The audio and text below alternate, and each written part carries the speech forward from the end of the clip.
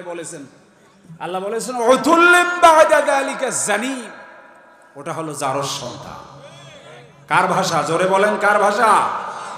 আমি বলছি না, আল্লাহ পাক বলেছেন।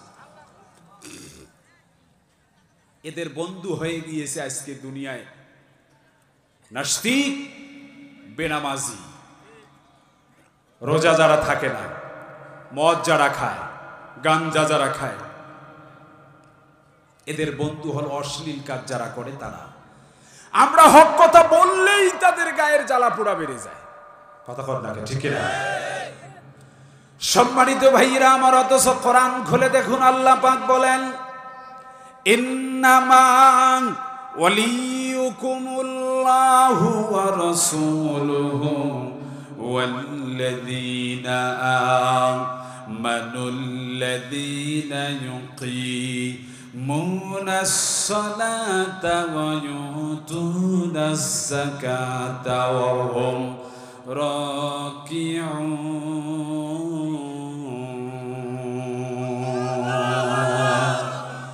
আমার দিকে তাকান, তাহলে কথাগুলো বুঝবেন। আল্লাহ পাক বলেন, ও নবী, সূরা মাইদা 55 নম্বর আয়াত, আল্লাহ পাক বলেন নিশ্চয় তোমাদের প্রত্যেকটা মানুষের জন্য একজন বন্ধুর প্রয়োজন, আর সেই বন্ধু হবে আমি আল্লাহ পাক। সর্বপ্রথম তোমাদের বন্ধু যিনি হবেন, আওয়াজ তুলে বলুন তিনি কে? আরো জোরে বলেন তিনি কে? এক নাম্বার বন্ধু হবে আল্লাহ পাক, 2 নাম্বার বন্ধু হবে রাসূল, 3 নাম্বার বন্ধু হবে ঈমানদারগণ, 4 নাম্বার তোমাদের বন্ধু হবে যারা নামাজ কায়েম করে তারা, আর 5ম নাম্বার তোমাদের বন্ধু হবে জমিনের ফসলের সম্পদের যাকাত প্রদান করবে যারা, তারা তোমাদের বন্ধু হবে। তাহলে আমি এই কোরআনুল কারীমের আয়াত দিয়ে, দলিল দিয়ে আপনাদেরকে বন্ধু বানিয়ে দিলাম কয়জন? একটু আওয়াজ তুলে বলুন কয়জন? ভালো না দাদা ভাই, একটু আওয়াজ তুলে বলুন কয়জন? 5 জন।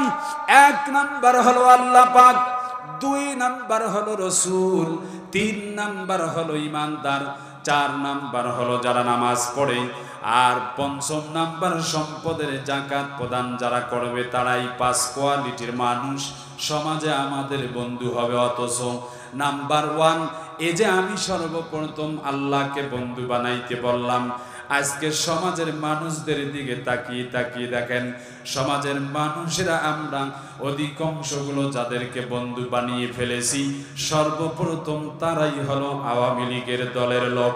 আওয়াজ তুলে জোরে বলুন ঠিক কিনা?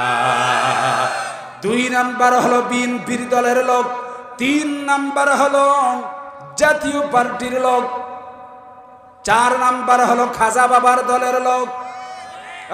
ঠিক কিনা জোরে বলেন? এমনি আওয়াজ এত আসতে হয় কেন?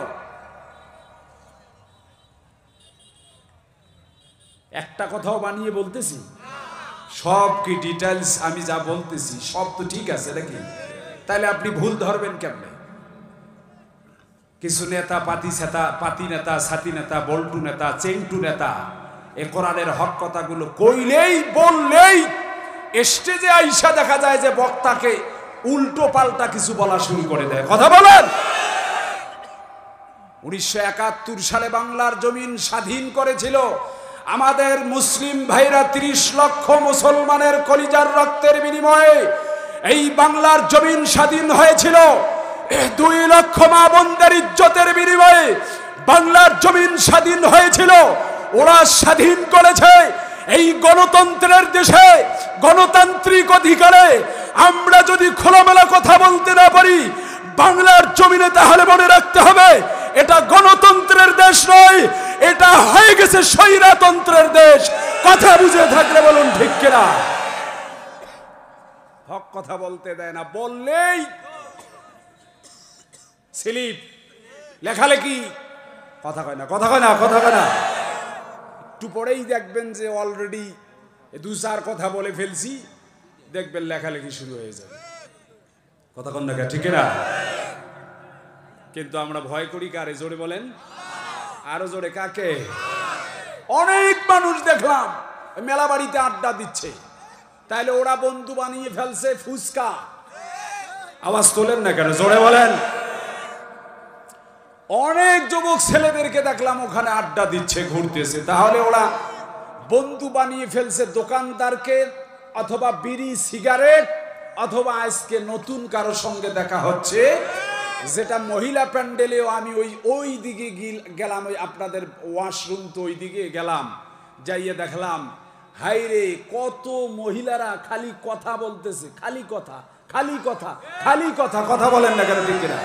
ওরা কি আজকে কথা বলার জন্য আসছে? কোনো সমস্যা আছে? এই মাইকম্যানকে বলছি, সমস্যা আছে? হাত দেওয়ার দরকার নেই কোথাও। কি ভাই, ঠিক আছে আমার কথা? তাহলে ওরা বন্ধু বানাইলো কারে?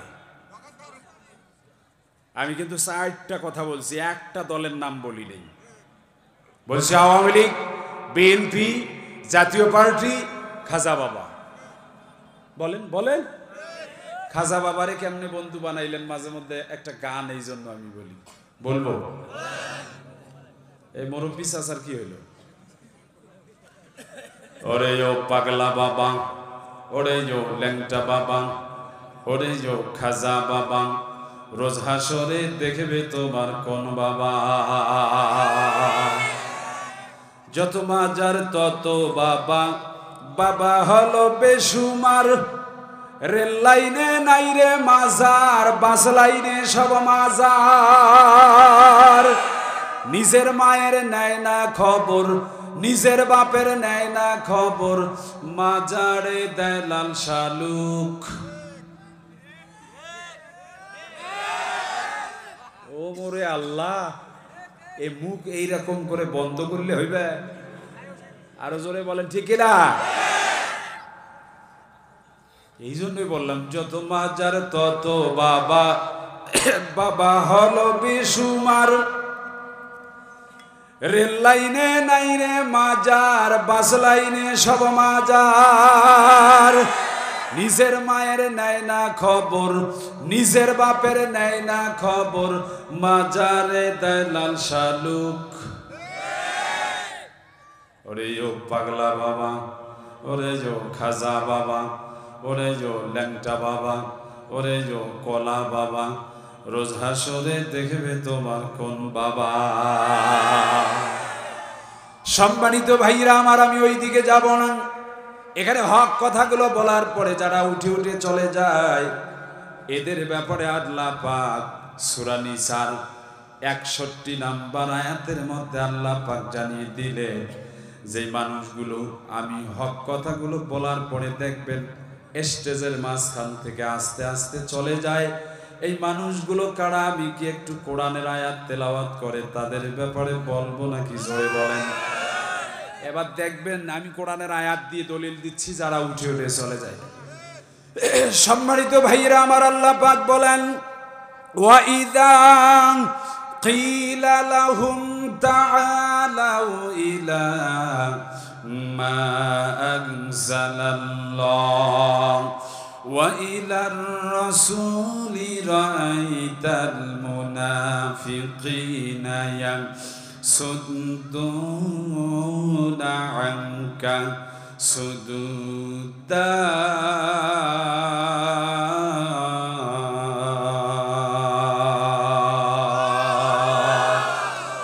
আল্লাহ পাক বলেন, ও নবী, যখন তাদেরকে বলা হয় আল্লাহ পাক যা নাজিল করেছেন তার দিকে তোমরা এসো, নবীজিকে অনুসরণ করো, তখন দেখবেন এক জাতীয় লোকেরা না শোনার ভান করে হক কথাগুলো যখন স্টেজের মধ্যে বলা হয়, আলোচনাগুলো না শোনার ভান করে আস্তে আস্তে করে মাহফিল প্যান্ডেল থেকে উঠে উঠে চলে যাবে।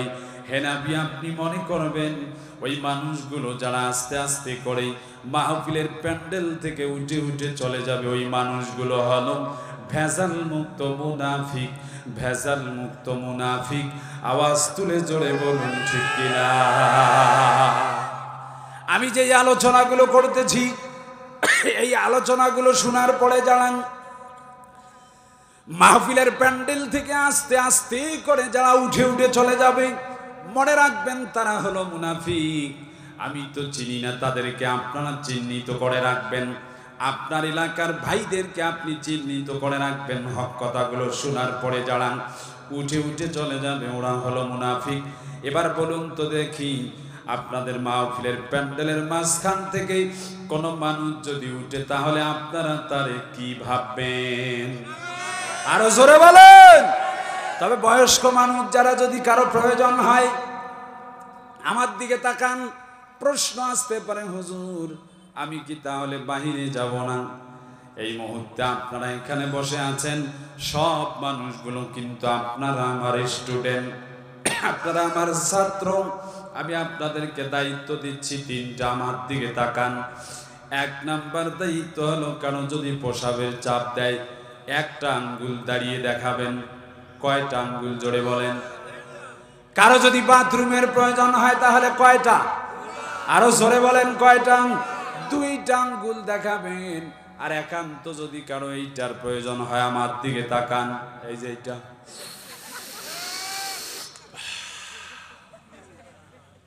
কথা বল না, ঠিক না? কারো যদি এইটার প্রয়োজন হয় আঙ্গুল তখন উঠবে তিনটা। জোরে বলেন, কয়টা? এই তিন সিস্টেম ছাড়া কেউ যদি উঠে যান তাহলে আমি আপনাদেরকে কোরআনুল কারীমের সূরা নিসার আয়াত তেলাওয়াত করে শোনালাম। আপনারা অবশ্যই মুনাফিক। হক কথা আপনার পছন্দ লাগে না, আওয়াজ তুলে জোরে বলুন ঠিক কিনা। মাঝখান থেকে যদি কেউ উঠে যায় আমি স্লোগান দেব, ওই লোকটা কি ফিক, আর আপনারা বলবেন ওই লোকটা মুনাফিক। কি ঠিক আছে তো? আরো জোরে বলেন, ঠিক আছে? আমি স্লোগান দেব, ওই লোকটা কি ফিক, আপনারা বলবেন ওই লোকটা মুনাফিক। সিস্টেম দেখায় দিয়েছি তিনটা, এই তিনটা বাদ দিয়া যদি কেউ উঠে। সম্মানিত ভাইরা, আপনাদের মনে আছে না নাই, হযরত উমাইর ইবনে হাম্মাম রাদিয়াল্লাহু তাআলা আনহু বদরের প্রান্তরে যাইয়া জিহাদের ময়দানে তরবারি নিয়ে একদম শহীদ হয়ে গেল। আপনাদের মনে আছে না নাই? কই মনে রাখছেন? আর জোরে বলেন, মনে আছে না নাই? কার কার মনে আছে হাত উঠায় দেখান। আল্লাহ আপনাদের কবুল করেন। আমার দিকে তাকান। আমি তো ভূমিকা লম্বা করি নাই, স্বল্প সময় আমি আপনাদেরকে নিয়ে মূল কথার দিকে চলে গিয়েছি। আমার দিকে তাকান। হযরত উমাইর ইবনে হাম্মাম রাদিয়াল্লাহু তাআলা এবার বদরের প্রান্তরে দুনিয়ার জমিন থেকে শহীদ হয়ে গেলেন। আল্লাহর নবী, বিশ্ব নবী এবার বদরের প্রান্তর একদম বিজয় ছিনিয়ে নিয়ে আসলেন। বদরের প্রান্তর নবীজির হাতে, নবীজির দখলে চলে আসলো। নবীজি আমার, আবু জেহেল হেরে গেল, আল্লাহর নবী জিতে গেলেন। আল্লাহর নবী, বিশ্ব নবী, নবীজি আমার সাহাবীদেরকে নিয়ে এই বদরের প্রান্তরে যে 14 জন সাহাবী শহীদ হয়েছেন এদের জন্য জানাজার জন্য তৈরি হয়ে গেলেন। আল্লাহর নবী, বিশ্ব নবী জানাজার জন্য তৈরি হয়ে গেলেন। লাইন বাই লাইন, কাতার বাই কাতার, একজনের পরে আরেকজন দাঁড়িয়ে গিয়ে গিয়ে নবীজির সাহাবীরা এবার জানাজার জন্য তৈরি হয়ে গেলেন। পেছন দিক থেকে একজন সাহাবী হাত উঁচু করে ডাক দিয়ে বলছেন, ইয়া রাসূলুল্লাহ, ইয়া হাবিবাল্লাহ, ও নবী গো, আমি একটা কথা বলতে চাই, আপনি যদি পারমিশন এলাও করেন। আল্লাহর নবী, বিশ্ব নবী ডাক দিয়ে বললেন, সাহাবী কি এমন কথা বলবা, বলো বলো। ডাক দিয়ে বলছেন, ইয়া রাসূলুল্লাহ, ইয়া হাবিবাল্লাহ, ও নবী গো, একটু আগে আপনি জিহাদের ময়দানের কথা বলছিলেন, একটু আগে আপনি জান্নাতের কথা বলতেছিলেন। এই সেই সাহাবী হযরত উমাইর ইবনে হাম্মাম রাদিয়াল্লাহু তাআলা আনহু, 20 থেকে 22 বছরের একজন যুবক, নিজের জীবনটা পর্যন্ত বিলীন করে দিয়েছে। এই সেই সাহাবী, হাতের মধ্যে খুরমা ছিল, হাতের মধ্যে খেজুর ছিল। নবীগণ, এই সেই সাহাবী জিহাদের ময়দানে তরবারি নিয়ে নিজের জীবনটাকে বিলীন করে দেওয়ার জন্য এই বদরের প্রান্তরে আবু জেহেলের বিরুদ্ধে যুদ্ধ করেছে। নবীগণ, এখন আপনি সাক্ষ্য প্রদান করবেন, ওই জান্নাতের মালিক এই উমাইর ইবনে হাম্মাম হবে কি হবে না? আল্লাহর নবী, বিশ্ব নবী ডাক দিয়ে বললেন, ও আমার সাহাবীরা,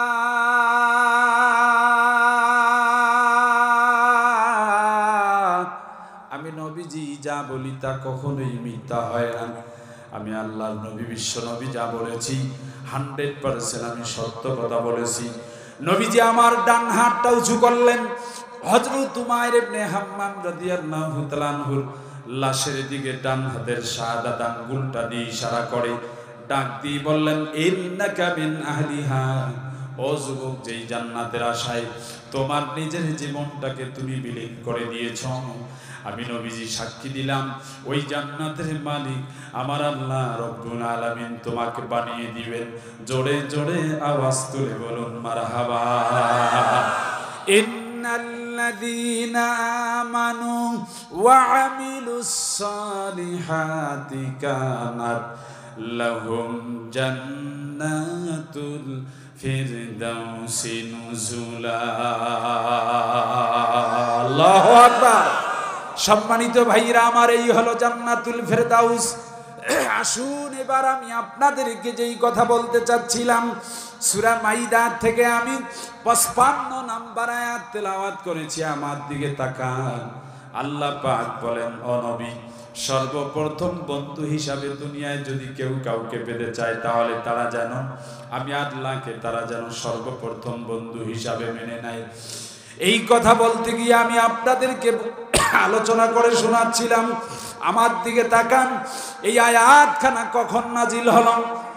আমার ডান দিকে আলেম, বাম দিকে আলেম, পেছনের দিকে আমার সম্মানিত ভাইরা আছেন, সামনের দিকে আপনারা আছেন। আল্লাহ নবী, বিশ্ব নবী একদিন বসা, হঠাৎ করে একজন সাহাবী চলে আসলেন, ডাক দিয়ে বলছেন, ইয়া রাসূলুল্লাহ, ইয়া হাবিবাল্লাহ, ও নবী, আমি আপনার দরবারে একটা কথা বলতে চাই। ও নবী, এই মুহূর্তে আমাদের সমাজে দুইটা বংশের লোক আছে। একটা হলো বনু কুরাইজা নামক বংশের লোক, আর একটা হলো বনু নজির গোত্রের লোক। তার মানে গোত্র বলতেও বংশ। এই দুইটা বংশের লোকেরা এই মুহূর্তে আমাদের সমাজের মধ্যে বিভিন্ন জায়গায় আমাদেরকে বিভিন্ন রকম কথাবার্তা বলে, বিশেষ করে তাদের সঙ্গে চলাচল করার ব্যাপারে আমাকে নিষেধ করেছেন।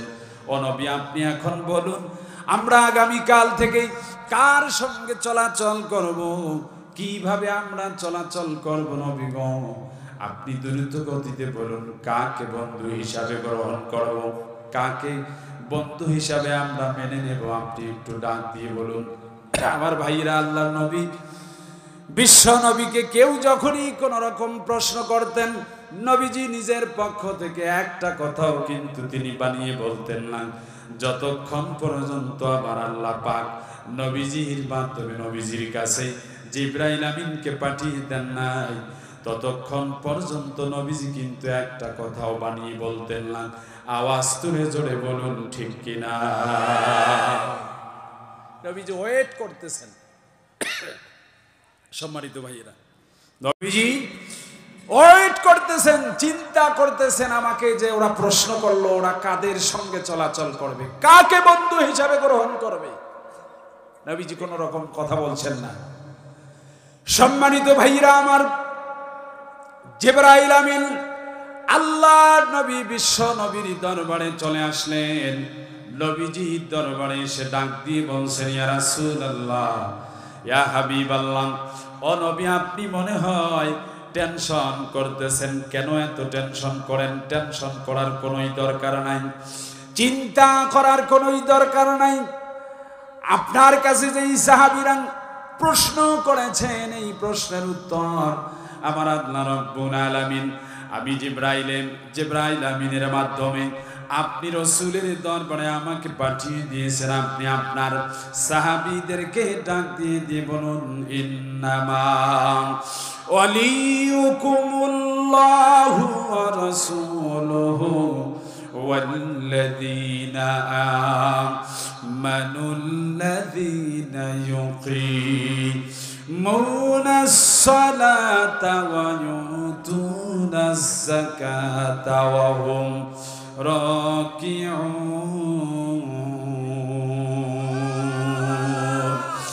সম্মানিত ভাইরা আমার, জিবরাইল আমিন ডাক দিয়ে বললেন, ইয়া রাসূলুল্লাহ, ইয়া হাবিবাল্লাহ, ও নবী, আপনি কেন টেনশন করেন? চিন্তা করার কোনো দরকার নাই। আপনার সাহাবীদেরকে আপনি জানিয়ে দেন, সর্বপ্রথম আল্লাহ পাক উঠতে বললেন, চলতে বললেন, যাদের সঙ্গে মিলামিশা করবে, যাকে বন্ধু হিসাবে গ্রহণ করবে, সর্বপ্রথম হলো আমার আল্লাহ পাক। এক নম্বরে আল্লাহকে বন্ধু বানাইতে হবে। আওয়াজ তুলে জোরে কি বলা যায়? মারহাবা। সম্মানিত ভাইরা আমার, আল্লাহকে বন্ধু বানাইতে পারলেই আল্লাহ পাকের জান্নাত নামক দৌলত আপনি আমি পাবো। দুই নাম্বার, রসুলকে ভালোবাসতে হবে, রসুলকে বন্ধু হিসাবে গ্রহণ করতে হবে। আমার দিকে তাকান, অনেক মানুষ কিন্তু হয়তো বা মনটা বেজার করে ফেলছেন। হুজুর, আমাদেরকে আনন্দের কথা বললে, হাসাহাসির কথা বললে বড্ড ভালো লাগে। না, আমি আপনাদেরকে তাফসীর করে শোনাচ্ছি, একটু সংক্ষিপ্ত স্বরে হলো আপনাদেরকে শোনার জন্য আহ্বান করেছে। যে দুই নাম্বার, রসুলকে যে বন্ধু হিসাবে গ্রহণ করবেন। কেমনে রসুলকে বন্ধু হিসাবে গ্রহণ করবেন বলুন তো দেখি, একটু আওয়াজ তুলে বলুন। নবীজি কি সুদ খেয়েছিলেন নাকি? জোরে বলেন। আর জোরে, আসতে কেন? জোরে বলেন। নবীজি কি ঘুষ খেয়েছিলেন নাকি? জোরে বলেন। না, নবীজি সুদ খাননি, নবীজি ঘুষও খাননি। নবীজিকে ভালোবাসতে হবে। কেমনে ভালোবাসবেন? নবীজি যেই পথ অনুসরণ করেছে, সেই পথ অনুকরণ অনুসরণ আমাকে আপনাকে করতে হবে। আল্লাহ জানিয়ে দিয়েছেন, কুল ইন কুনতুম তুহিব্বুনাল্লাহ ফাত্তাবিউনি ইউহিব্বুকুমুল্লাহ ওয়া ইয়াগফির লাকুম যুনুবাকুম। বলুন আল্লাহু আকবার। এই যে এখানে ফাত্তাবিউনি, নবীকে অনুসরণ করতে হবে। আমার দিকে তাকান, আল্লাহর নবী, বিশ্ব নবীর একজন সাহাবী, নাম হলো আসওয়াদ। আমার দিকে তাকান, নাম হলো আসওয়াদ। আসওয়াদ শব্দের অর্থ হলো কালো। একটু আওয়াজ তুলে বলুন তো, কি বললাম? আসওয়াদ শব্দের অর্থ হলো কালো। এই সাহাবী এখন পর্যন্ত বিয়া শাদী করে নাই, মাত্র 20 থেকে 25 বছর বয়স। এই আসওয়াদ আল্লাহ নবী, বিশ্ব নবীর সামনে দাঁড়ান। নবীজি ডাক দিয়ে বললেন, ও আসওয়াদ, তুমি বিয়া করবানি? আসওয়াদ ডাক দিয়ে বললেন, ইয়া রাসূলুল্লাহ, ইয়া হাবিবাল্লাহ, ও নবী গো, বিয়া তো করতে মন চায়, কিন্তু আমারে কেউ তো মাইয়া দেব না, কেউ তো মেয়ে দিবে না, কারণ আমি যে কালোর কালো, দেখতে বড় বেটে, একদম কালো কুচ্ছিত মানুষ। সমাজে এখন মেয়েরা যাদেরকে বিয়া করে, মেয়েরা কিন্তু হ্যান্ডসাম চেহারা খোঁজে। কথা কয় না কেন দাদা? আগেরকার মহিলারা তো বিয়া করেছিলেন, কারো দেখা গেছে যে নাক বোসা, কারো আবার কান বোসা, কারো হাত নাই, পা নাই।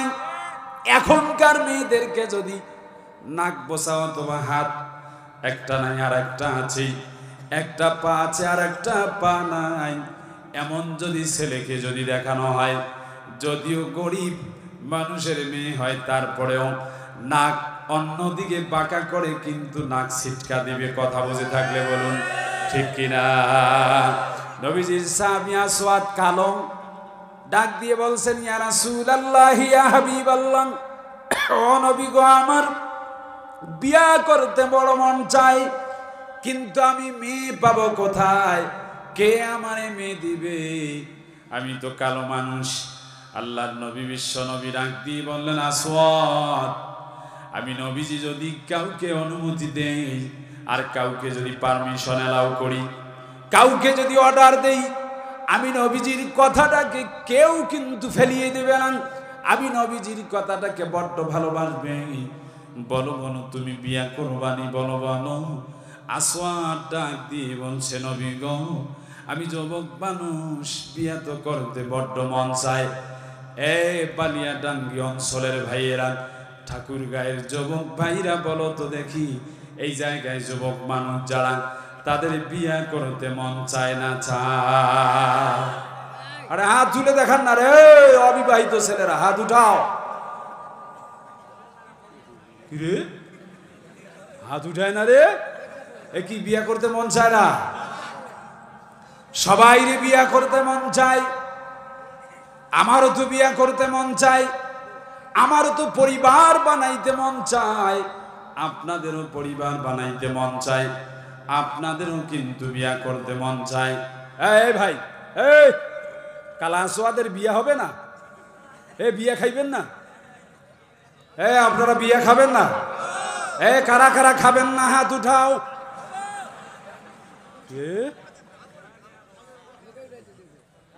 আমি কি জিনিস এখনো ভালো করে বুঝতে পারেন নাই।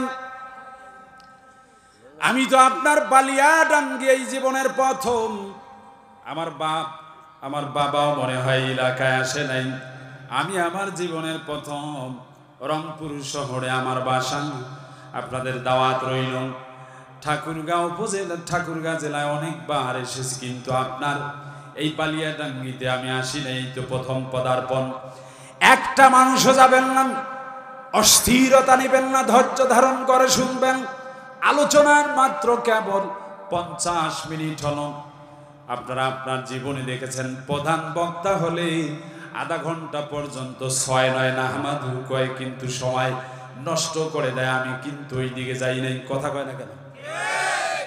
ওই দিকে যাই নাই। আমি ডাইরেক্ট আলোচনায় ঢুকেছি, কারণ আমি 6-9 কথা বলা পছন্দ করি না। স্টেজে ইসলামী গান বলা পছন্দ করি না।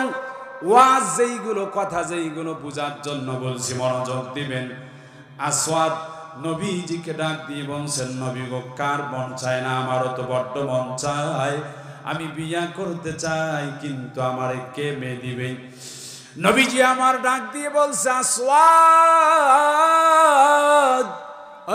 আসওয়াদ রে, আমি যদি কাউকে অর্ডার করি আর আমি যদি কাউকে আদেশ করি, সে তো অবশ্যই তোমাকে মেয়ে দিবে। নবীজি আমার একটা ছোট্ট পত্রিকার মধ্যে, ছোট্ট পেপারের মধ্যে নবীজি আমার একটা চিঠি লিখলেন। ও আমার প্রিয় সাহাবী, আমি যেই সাহাবী আসওয়াদকে পাঠিয়ে দিলাম, এই কালা আসওয়াদকে তোমার বাড়িতে পাঠিয়ে দিলাম। তোমার একটা সুন্দরী মেয়ে আছে, এই সুন্দরী মেয়েটাকে তোমার এই আসওয়াদের লগে বিয়া দেওয়া লাগবে। এই আসওয়াদের সঙ্গে তোমার সুন্দরী মেয়েটাকে তুমি বিয়া দিয়া দিবা। ইতি রহমাতাল লিল আলামিন। আল্লাহু আকবার। কালা আসওয়াদ এবার চলে গেলেন গ্রাম পাড়া মহল্লার। মনে করেন আপনাদের এই পাড়া মহল্লার মধ্যে সবচেয়ে একটা বাড়িতে সুশিক্ষিতা একটা মেয়ে আছে, সবচেয়ে একজন বড্ড বড়লোক মানুষ, অর্থের দিক দিয়ে বড়লোক মানুষ। তার বাড়িতে একটা সুন্দরী মেয়ে আছে। এলাকার মানুষেরা অবশ্যই কিন্তু জানবে, আপনারাও জানবেন। কালা আসওয়াদ ওই বাড়িতে গেলেন। দারোয়ান ডাক দিয়ে বলছে, রে কালা, এই কালা আসওয়াদ, তুমি এই বাড়িতে ঢুকতে চাও কিসের জন্য? বলো বলো। আসওয়াদ ডাক দিয়ে বলছে, তুমি বাড়ির মালিক নি নাকি তুমি বাড়ির দারোয়ান? বলছে, এই বাড়ির আমি হইলাম দারোয়ান। ডাক দিয়ে বলছে, যাও যাও, তোমার মালিকরে ডাক দিয়ে নিয়ে আসো। তোমার মালিকের সঙ্গে আমি একটু কথা বলতে চাই। দারোয়ান চলে গেলেন, মালিকরে ডাক দিয়ে নিয়ে আসলেন। মালিক আসার সঙ্গে সঙ্গে কালা আসওয়াদ লম্বা করে একটা সালাম দিয়েছেন, আসসালামু আলাইকুম। মালিক ডাক দিয়ে বলছে, বেটারে, তোমার সালামের ভাব তো ভালো দেখতেছি না, এটা তো বড্ড আনন্দের সালাম। কালা আসওয়াদ ডাক দিয়ে বলছেন, ও মালিক, আপনি আমার হবেন শ্বশুর, আর শ্বশুরকে সালাম দিতে গেলে একটু স্টাইলে সালাম দেওয়া দরকার। আগামী বছর ঠিক হইবে নাকি? আরো জোরে বলেন, আরো জোরে, ঠিক কিনা?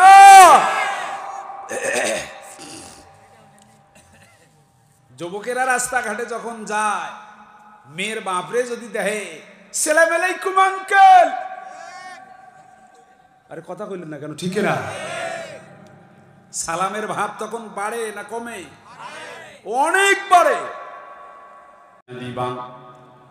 ইতি রহমাতাল লিল আলামিন, বিশ্ব নবী রহমাতাল লিল আলামিন। এই কথা দেখার এতটুকুন চিঠিপত্র পড়ার সঙ্গে সঙ্গে সাহাবীর মেজাজ হালকা পাতলা হলেও গরম হয়ে গিয়েছে। আসওয়াদ রে ডাক দিয়ে বলছে, বেটা যাও, তুমি চলে যাও, আমি আমার মেয়ের সঙ্গে তোমার বিয়ে শাদী পড়াবো না, মেয়েকে বিয়া দেব না। আসওয়াদ ফিরে যায়। আসওয়াদ কান্না করতে করতে বিদায়। উপর থেকে মেয়েটা তাকিয়ে তাকিয়ে দেখছে যেই মেয়ের জন্য বিবাহের পত্র নবীজি আমার পাঠিয়ে দিয়েছেন, মেয়েটা উপর থেকে দেখে দেখে দৌড় দিয়ে নিচে আইসা বাবাকে ডাক দিয়ে বলছেন, বাবা ওই যে যুবকটা আসলো, একটু আগে আমার বাড়িতে আসলো, আমি দেখলাম হাসতে হাসতে যুবকটা আমার বাড়িতে ঢুকলো, আর এখন আবার যুবকটা কাঁদতে কাঁদতে বেরিয়ে গেল, আমি বুঝতে পারলাম না বাবা গো কি হয়েছে একটু বলুন বলুন। ডাক দিয়ে বলছেন, গো মেয়ে ওই কথা আর বলো না, আমাদের নবীজি আমাদের রহমাতাল লিল আলামিন মাঝে মধ্যে কেমন যে কিছু কাজ করে উল্টো পাল্টা। এই যে কালো ছেলেটারে তোমার কাছে আমার বাড়িতে পাঠিয়ে দিয়েছে, তোমার মতো একজন সুন্দরী মেয়ের সঙ্গে বিবাহ দিতে বলছেন, বলো তো মা এটা কি কশ্চিন কালেও কখনো কি সম্ভব? আমি না বলে দিয়েছি, যার কারণে আসওয়াদ কাঁদতে কাঁদতে চলে গেলেন। মেয়েটা ডাক দিয়ে বলছেন, বাবা ও বাবা গো দাঁড়াও দাঁড়াও, ওই কালা আসওয়াদকে ডাক দাও। বাবা তুমি কি জানো, এই পত্র নিয়ে যদি ওই আসওয়াদ যদি নবীজির দরবারে যদি যায়, আর নবী যদি এই পত্র যদি দেখেন, পত্র দেখার পরে মনটা অটোমেটিকলি খারাপ হয়ে যাবে। অতএব নবীজি তোমার উপরে মন খারাপ করবে, আমার উপরে মন খারাপ করবে, এটা কেমন যেন দেখা যাবে। বলো বলো গো বাবা, যেই নবীজি আমার জন্য বর পছন্দ করে পাঠিয়ে দিয়েছেন, আমি মেয়ে বিয়া করতে রাজি আছি। যুবক রে তাড়াতাড়ি করে ডাক দাও, জোরে জোরে কি বলা যায়, মারহাবা। বাবা ডাক দিয়ে বলছে, এই আসওয়াদ এই কালা আয় দিগা, মারহাবা কইবেন না মিয়া। এরপরে কি হলো শোনা দরকার আছে না নাই? কারা কারা শুনবেন হাত উঠায় দেখান, হাত নামান। আমি বলবো, তবে একটুখানি আমাকে সময় দেওয়া লাগবে, আমার দিকে তাকান। অনেকগুলো কথা কিন্তু লম্বা করতে পারবো না। এখানে আমরা যারা বসে আছি, যে যেইভাবেই লেকচার দেই না কেন, যে যেইভাবেই লেকচার শুনি না কেন, আমরা সব মানুষগুলো এই জায়গায় ফকির। এটা কি বিশ্বাস করেন কিনা জোরে বলেন, আস্তে কেন জোরে বলেন, ফকির। আমরা ফকির। কেন ফকির, কেমনে ফকির? আমি দেখেন কোরআনের আয়াত দিয়ে দলিল দিয়ে আমি আপনাদেরকে জানিয়ে দিই। আমার আল্লাহ বলেন, আল্লাহু গনিয়ুন হামিদ। আল্লাহ পাক বলেন, ও নবী দুনিয়ার জমিনে যত মানুষ আছে সব মানুষগুলো হলো ফকির, আমি আল্লাহ পাক কেবলমাত্র একজনই হইলাম ধনী। এই যে আমার ডান সাইডে সভাপতি মহোদয় বসা আছেন, আল্লাহর কোরআনের ভাষায় বলুন তো দেখি, উনি ধনী না গরিব না ফকির? আল্লাহর কোরআনের ভাষায় উনি হলেন ফকির। আমার ডান সাইডে সভাপতি সাহেব যদি ফকির হয়, আমি এই জায়গায় আলিমুল ইসলাম আজাদি, বলুন তো দেখি কোরআনের ভাষায় আমি ধনী না ফকির? আস্তে কেন জোরে বলেন, আমি হইলাম ফকির। আমার বাম সাইডে এই যে বাজন বসি, উনিও কোরআনের ভাষায় হইলেন ফকির। কথা বলেন। এই যে বাম সাইডে যতগুলো মানুষ আপনারা বসে আছেন, বলুন তো দেখি কোরআনের ভাষায় এই মানুষগুলো ধনী না ফকির? ডান সাইডে যারা আছেন ফকির, সামনে যারা আছেন তারাও হইলেন, আরো জোরে বলেন। আমাদের দেশের জননেত্রী শেখ হাসিনা, আরো জোরে বলেন। তার মানে জননেত্রী শেখ হাসিনাও হলেন ফকিন্নি। উনি তো পুরুষ না, মহিলা, ফকিন্নি। কথা বলেন। এখন আওয়ামী লীগ যারা করে হয়তো বা তারা বলবে, ও হুজুর, এই সাহসটা আপনারে কেডা দিল? আমাদের দেশের প্রধানমন্ত্রীকে আপনি ফকিন্নি বানাইলেন। না গো না গো লিডার, না গো নেতা, না গো ভাইজান। বিরোধী দলের নেত্রী বেগম খালেদা জিয়া কোরআনের ভাষায় ধনী না ফকিন্নি? আরো জোরে বলেন। আজকের মহিলা প্যান্ডেলে যত মহিলা আছে ওরা ফকিন্নি। আরো জোরে বলেন। আরে ওরা ফকিন্নি না হলে ওই যে রাস্তাঘাটে একটা ভেন্টি ব্যাগ নিয়ে ঘুরে বেড়ায়, কথা কোন? ভেন্টি ব্যাগ, মিথ্যা কথা। ওই যে সভাপতি সাহেব কয় যে বুড়ি গুলাও নাকি ধরি বেড়ায়। আরে বাবা, যা সিস্টেম এখন। মহিলা মানুষেরা, মহিলা মা বোনেরা কিন্তু আমার উপরে রাগ করতেছেন মনে হয়। না না, রাগ করার দরকার নাই। আমি বাস্তব উদাহরণ দিয়ে আমি আপনাদেরকে এক্সাম্পল দিয়ে একটা ঘটনা বললে আপনারা ক্লিয়ার বুঝতে পারবেন। বাদশাহ শাহজাহান নাম শুনেছেন? বাদশাহ শাহজাহান, এই বাদশাহ শাহজাহানের দরবারে একজন ফকির স্বামী আর স্ত্রী বুদ্ধি করে দুইজন মিলে বাদশাহ শাহজাহানের দরবারে স্বামীকে পাঠিয়ে দিলেন। স্বামী গো, আপনি যদি বাদশাহ শাহজাহানের দরবারে যান, কোনদিন আপনার ভিক করা লাগবে না। আমাদের অনেক কিছু দিয়া দিবেন, আমাদের যা দিয়ে দিবেন আর কোনোদিন ভিক করা লাগবে না। অন্যের বাড়িতে আর আমাদের হাত পাতা লাগবে না। আপনি একটু শাহজাহানের দরবারে চলে যান। ফকির বেটা বাদশাহ শাহজাহানের দরবারে চলতে লাগলেন। যারা জানেন আমার দিকে তাকান। বাদশাহ শাহজাহানের ঘটনা যারা পড়েছেন তারা বলতে পারবেন, যারা পড়েন নাই তারা বলতে পারবেন না। আমার দিকে তাকান আমার ভাইয়েরা। বাদশাহ শাহজাহানের দরবারে চলে গেলেন। এই ফকির বেটা দরওয়াজায় যাইয়া, বাদশার বাড়িতে ঢুকতে গেলে তো অনেক দরওয়াজা ভেদ করে করে ভিতরে ঢুকতে হয়। আপনাদের কি কষ্ট হচ্ছে? কষ্ট হয়? আলোচনা চলবে না বন্ধ? হাত উঠে দেখান তো, চলবে না বন্ধ? তাহলে একটা মানুষ উঠবেন না। সম্মানিত ভাইরা আমার, বাদশাহ শাহজাহানের দরবারে গেলেন।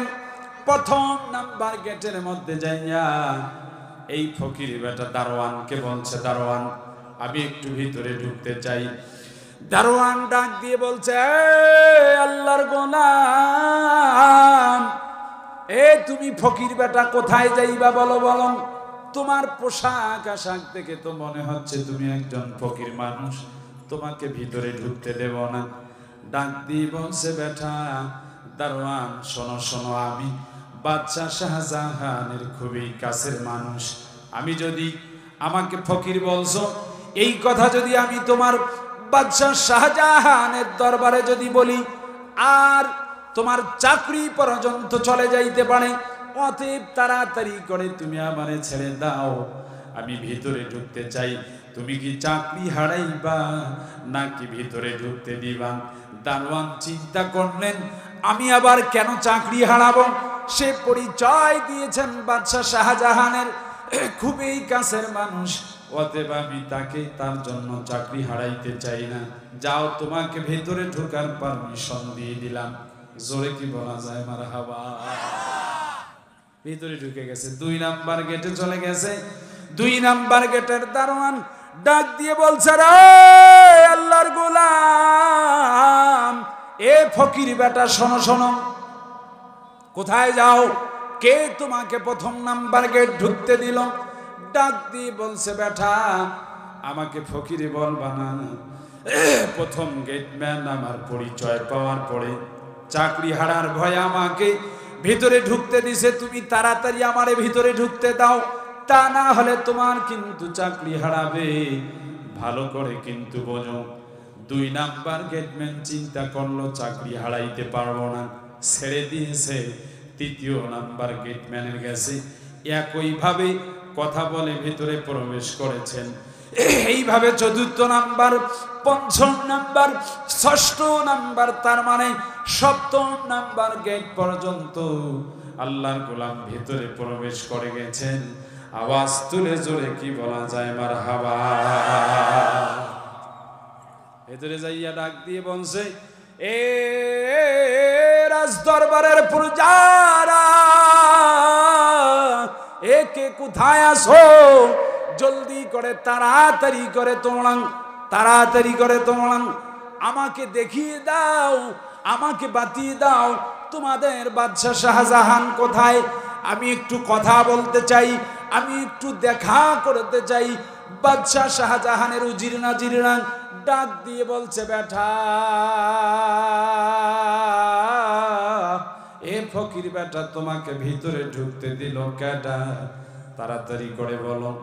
ফকির বেটা ডাক দিয়ে বলছে, উজির নাজির, অপ্রজারা তোমরা শোনো, আমি ফকির না। আমার পরিচয় পাওয়ার পরে এক এক করে 7টা গেট আমাকে ভেদ করে ভিতরে ঢুকতে দিয়েছে। বলো তোমাদের মহাজন মালিক বাদশা কোথায়?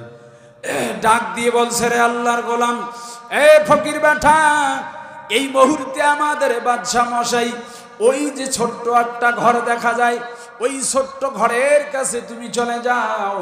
ওই ছোট্ট ঘরের কাছে গেলেই তুমি আমাদের বাদশা মশাইকে দেখতে পারবা। ফকির বেটা যাইয়া দেখে দরওয়াজায় তালা মারাং। ডান দিকে তাকায় দেখা যায় না, বাম দিকে তাকায় দেখা যায় না, সামনে পিছনে যায়, কোন সাইড দিয়ে দেখা যায় না।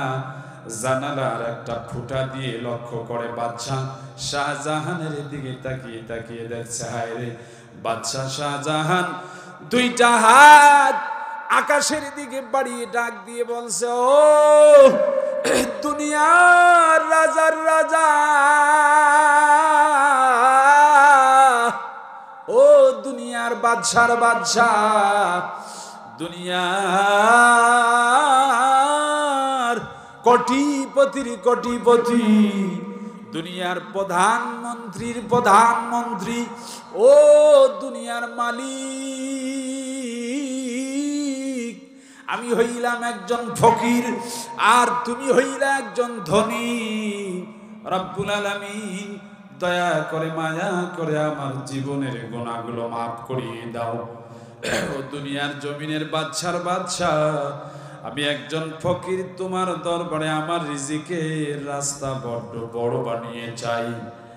ফকির বেটা এই দৃশ্য দেখার সঙ্গে সঙ্গে হাউ মাউ করে চিল্লায়া ডাক দিয়ে বলছে, এ কই রে, এ রাজ দরবারের ফকিরেরা, কে কোথায় আছো?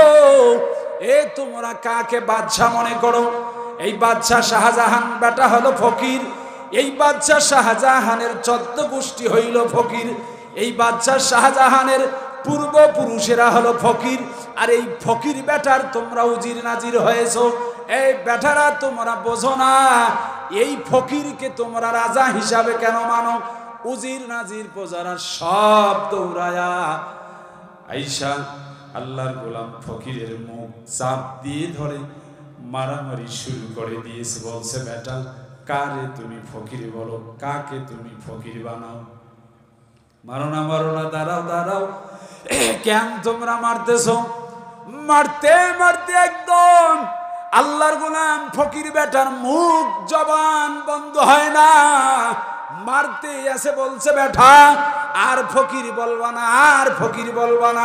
কয় না, তোমার বাদশা শাহজাহান ফকির, তোমার বাদশা শাহজাহানের 14 গোষ্ঠী ফকির, আর আমি ফকির হইয়া আর একজন ফকিরের কাছে আসবো না।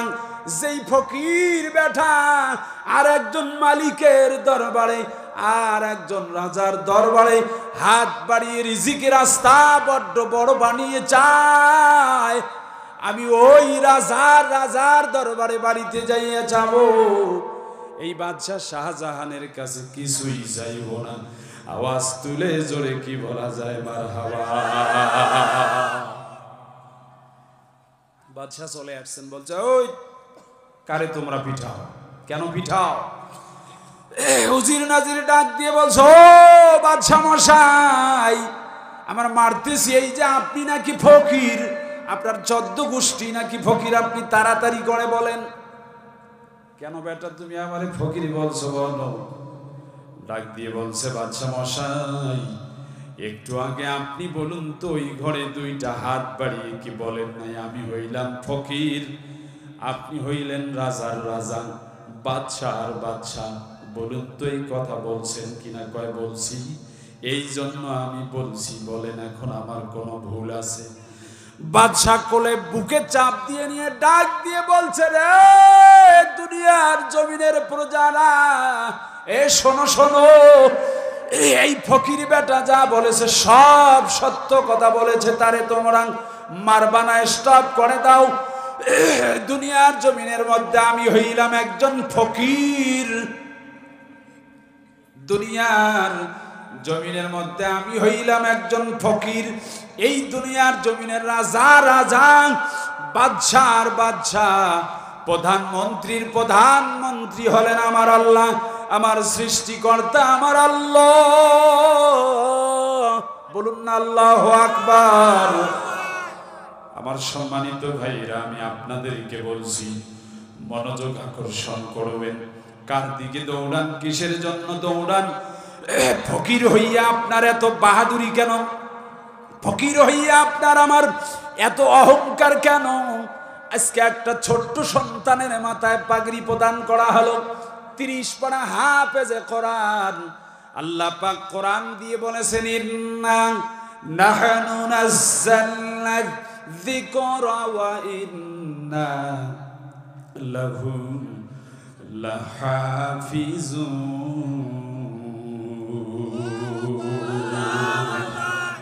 কোরআনের হেফাজতকারী কে? আস্তে কেন? আরো জোরে বলেন, কোরআনের হেফাজতকারী কে? আর এই কোরআনের বিরুদ্ধে ষড়যন্ত্র আমরা করতে একটুও দ্বিধাদ্বন্দ্ব আমাদের কলিজায় বাজে না। কথা কন না, ঠিক না? এই যুবক, এই ভাই,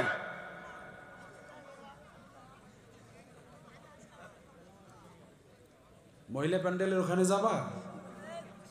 কে না যাবা? উঠলা কেন? পেশাব বেড়াইছে? কিসের পেশাব বেড়ায় রে? ডায়াবেটিস তো? আপনারা মন খারাপ করেন না, মন খারাপ করলেন অনেক যুবকদেরকে দেখবেন আজকের এই মাহফিলে আসছে থেকে মহিলা প্যান্ডেলের আশেপাশে ঘুরতেছে। কথা বলেন ঠিক না? আমি আমার বাংলা ভাষায় উত্তরবঙ্গের একটা ভাষা ইউজ করি মাঝে মধ্যে, যদিও আপনারা মন খারাপ করেন। সেটা হলো, একটা ভুটি কুকুরের পিছনে 5 থেকে 10টা ভোটা কুকুর পিছনে দৌড়ায়। কিছু কিছু যুবক ছেলে ইয়াং দেখবেন, একটা মেয়ের পিছনে একটা শীষ দেওয়ার জন্য আর একটা হাই হ্যালো দেওয়ার জন্য 2-4 ঘন্টা ছেলে ওদের পিছনে লাইন দিয়ে দাঁড়ায়। কথা কয় না কেন? এটা কোরআনের মাহফিল, আপনি কেন ওখানে? এটা কোরআনের মাহফিল, আপনি কেন উঠলেন? আপনি তো প্রথমে কথা দিয়েছেন কোরআন শুনতে হলে দায়িত্ব হলো 2টা। 1 নাম্বার দায়িত্ব হলো, বাবা একটু চা ঢেলে দাও তো। 1 নাম্বার দায়িত্ব হলো কোরআন শুনবেন, আর 2 নাম্বার দায়িত্ব দিয়েছেন চুপ করে শুনবেন। 3য় নাম্বারে আপনার জন্য বরাদ্দ হলো জান্নাত। এত আস্তে কেন? আরো জোরে। 2টা দায়িত্ব, 1 শুনবেন, 2 নাম্বার চুপ করে শুনবেন। গন্ডগোল না। রাস্তাঘাটে হেঁটে ওই ময়দানে ওই মেলা বাড়িতে যারা শুনতেছেন, ওরা শোনা আর আপনাদের শোনার মধ্যে কি তফাৎ নাই? আরো জোরে বলেন, তফাৎ নাই?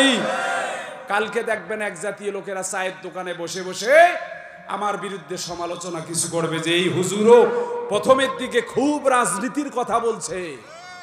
কথা কন না কেন? ঠিক না? মনে রাখবেন, আমার নামে যারা কালকে সমালোচনা করবে ওরা কোরআনের নামে সমালোচনা করবে, আর কোরআনের নামে সমালোচনা করা মানে ওরা আল্লাহর বিরুদ্ধে কথা বলছে। আর আল্লাহর বিরুদ্ধে যারা দাঁড়াবে ওরা হলো নাস্তিক, ওরা হলো মুরতাদ, ওরা হলো কাফের। কথা বলতে থাকলে বলুন ঠিক কিনা? অতএব কোরআনের হক কথা যেখানে হয় পারলে সহযোগিতা করবেন, কখনো বাধা প্রদান। কথা বলেন, করা যাবে না। আসুন, আমি যে কথা বলতে চাচ্ছিলাম, একটা ছোট্ট ছেলের মাথায় আজকে পাগড়ি প্রদান করা হলো। 30 পারা কোরআন তার সিনার ভিতরে, ছোট্ট একটা মানুষ, 30 পারা কোরআন আল্লাহ পাক এই জন্যই বলেছেন, ইন্না নিশ্চয় নাহনু নাযালনা যিকরা ওয়া ইন্না লাহু লাহাফিজুন। কোরআন দিয়েছি সংরক্ষণের দায়িত্ব, আমি আল্লাহ পাক নিয়েছি। জোরে বলেন আল্লাহ পাক। সময় থাকলে ঘটনা দিয়ে বলতাম, কিন্তু ওই দিকে যাব না। যে কথা আমি আপনাদেরকে বুঝাতে চাচ্ছি, প্রিয় হাজিরিন, এই ছেলেটার মাথায় পাগড়ি দেওয়ার কারণে আপনারা বেজার।